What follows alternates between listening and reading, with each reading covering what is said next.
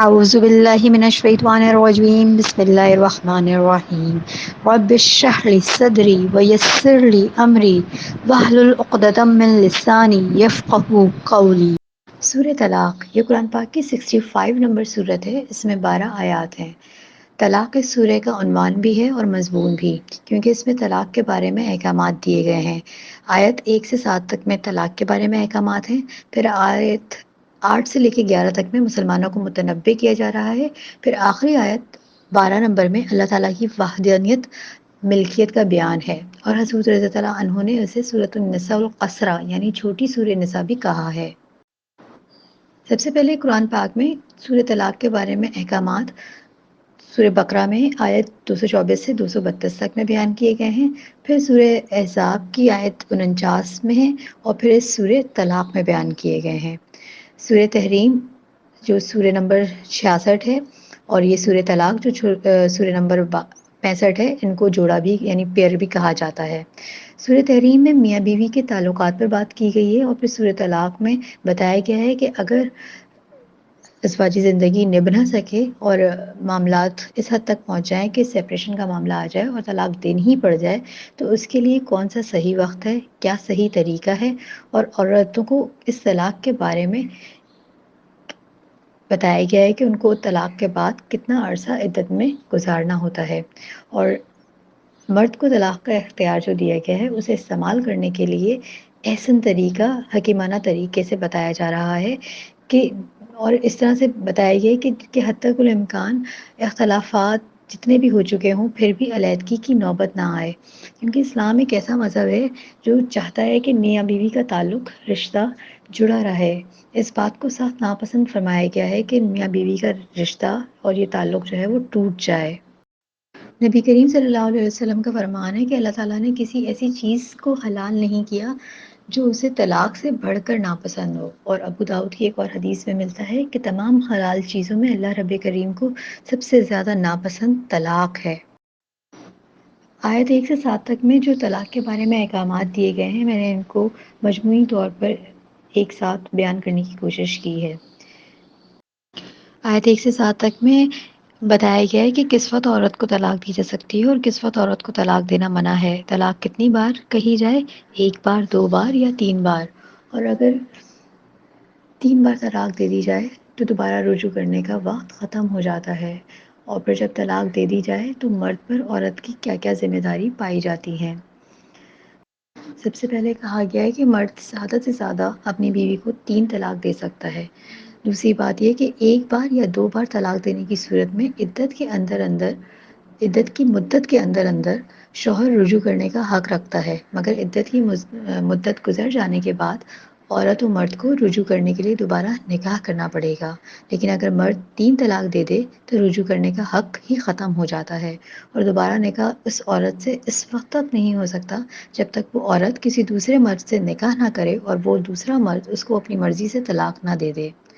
پھر جس عورت کو طلاق دی جاتی ہے اس عورت کو عدت میں رہنا پڑتا ہے، اور دوران عدت 1 یا 2 طلاق میں شوہر رجوع کر سکتا ہے۔ 1 یا 2 طلاق کی صورت میں بیوی اپنے شوہر کے گھر میں عدت گزارے اور شوہر اس کی کل ذمہ داری اٹھائے۔ اسلام یہ چاہتا ہے کہ جب میاں بیوی ایک بندھن میں بن جائیں تو یہ رشتہ قائم رہے اور طلاق کی نوبت تک نہ پہنچے، اور اگر پہنچ بھی جائیں تب بھی سوچ سمجھ کر اس کا احسن طریقے سے حل نکالیں یا طلاق کا معاملہ نپٹائیں۔ اور ترغیب دی جا رہی ہے کہ رجعی طلاق یعنی جس 1 طلاق یا 2 طلاق دو تو دوران عدت رجوع کرنا ممکن ہو سکے، یعنی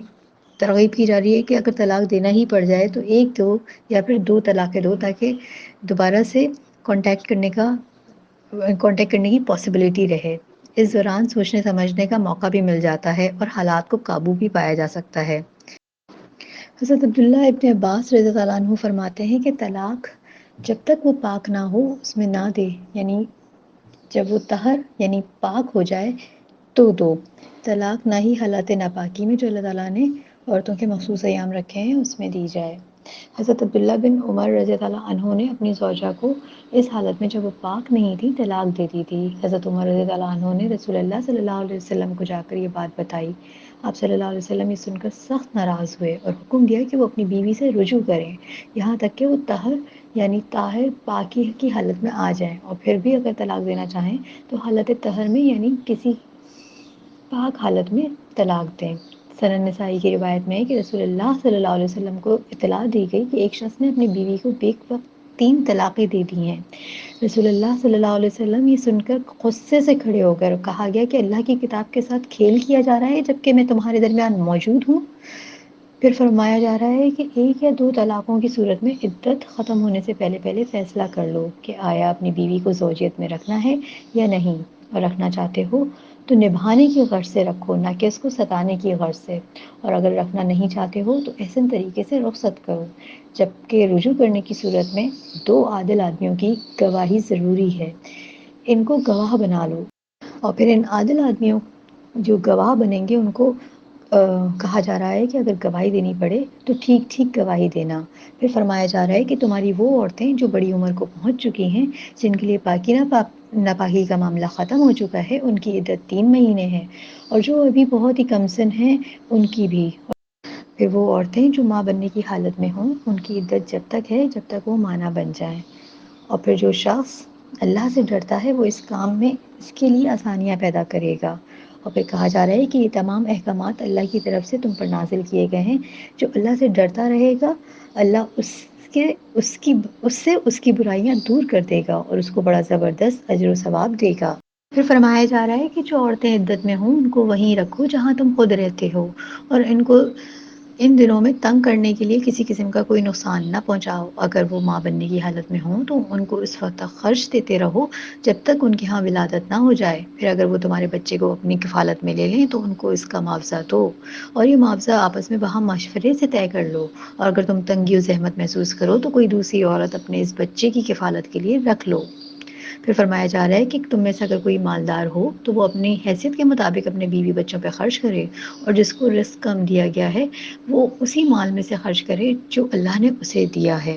وآخر دعوانا ان الحمد للہ رب العالمین۔